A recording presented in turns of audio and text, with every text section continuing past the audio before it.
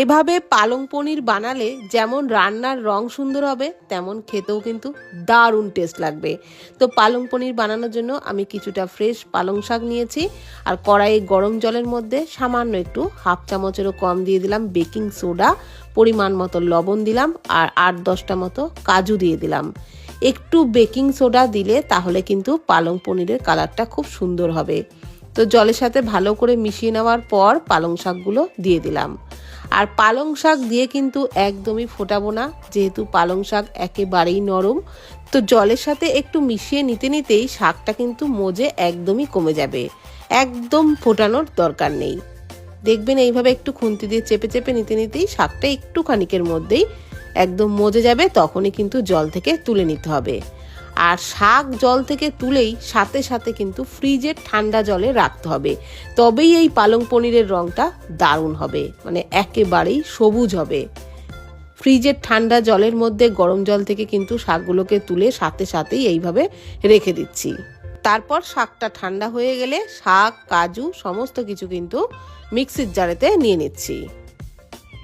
ওর মধ্যে দিয়ে দিচ্ছি 3টে কাঁচা লঙ্কা, আর দিয়ে দিচ্ছি 2 টুকরো লেবুর রস। লেবুর রসটা দিলেও কিন্তু এই পালং পনিরের রংটা খুব সুন্দর হয়, তাই অবশ্যই করে দেবেন, আর স্বাদটাও ভালো হবে। তো 2 টুকরো লেবুর রস দিয়ে দিলাম। তারপর ঢাকনাটা আটকে সমস্ত কিছুর কিন্তু একদম মিহি পেস্ট তৈরি করে নেব।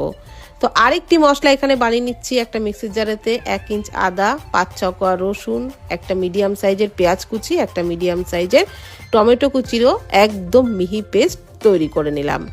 আর এখানে 200 গ্রাম পনির আমি ছোট ছোট টুকরো করে কেটে নিচ্ছি, একেবারে ছোট না, মোটামুটি মিডিয়াম সাইজের করে কেটে নিচ্ছি। এখন রান্নাটা শুরু করব। তার জন্য কড়াইয়ে দিয়ে দিলাম 4 টেবিল চামচ পরিমাণে সাদা তেল, ওর মধ্যে 2 টেবিল চামচ মতো ঘি দিয়ে দিলাম।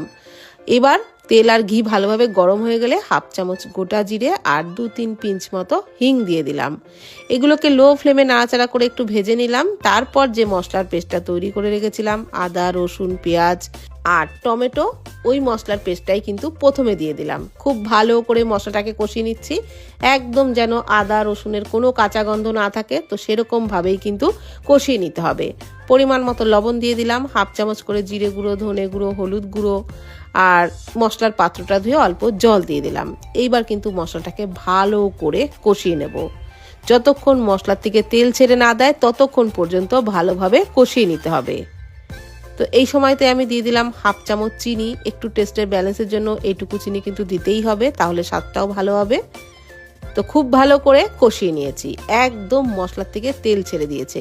এই সময় পালং শাকের পেস্টটা দিয়ে দিলাম, আর ওই মশলার পাত্রটা ধুয়েই অল্প পরিমাণে একটু জল দিলাম। এইবার কিন্তু শাকটা দিয়েও খুব ভালো করে ভেজে নেব। তো মশলার সাথে শাকটাকে নাড়াচাড়া করে কিন্তু প্রায় 3-4 মিনিট ধরে ভালোভাবে ভেজে নিয়েছি। আর এখন ফ্লেভারের জন্য দিয়ে দেবো অল্প পরিমাণে একটু কসুরি মেথি। আগে শুকনো খোলায় ভেজে নিয়েছিলাম, তারপর একটু হাত দিয়ে গুঁড়ো করে দিলাম। আর এটা অবশ্যই করে দেবেন, তাহলে ফ্লেভারটাও দারুণ হবে। তো এইবার পনিরের টুকরোগুলো দিয়ে দিলাম, আর পনিরগুলোকে কিন্তু কাঁচাই ব্যবহার করতে হবে। পনির দিয়েও এবার পালং শাকের সাথে নাড়াচাড়া করে আরও কিছুক্ষণ রান্নাটা করে নেব, আরও 3-4 মিনিট মতো রান্নাটা করে নেব। পনির অবশ্যই এইভাবে শাকের সাথে নাড়াচাড়া করে একটু ভেজে নিতে হবে মিডিয়াম ফ্লেমে, তাহলে পনিরগুলোও খুব সুন্দরভাবে সুসিদ্ধ হয়ে যাবে। আর আমি কিন্তু রান্নার শুরুতে বাটার দিইনি, একটু ঘি দিয়েছিলাম। আপনারা চাইলে শুরুতেও বাটার দিতে পারেন। যেহেতু আমি শুরুতে ঘি দিয়েছি, সেই কারণে শেষের দিকে একটু বাটার দিয়ে দিলাম 1 টেবিল চামচ মতো, আর দিয়ে দিলাম একটু ফ্রেশ ক্রিম। ফ্রেশ ক্রিমটা কিন্তু অবশ্যই করে দেবেন।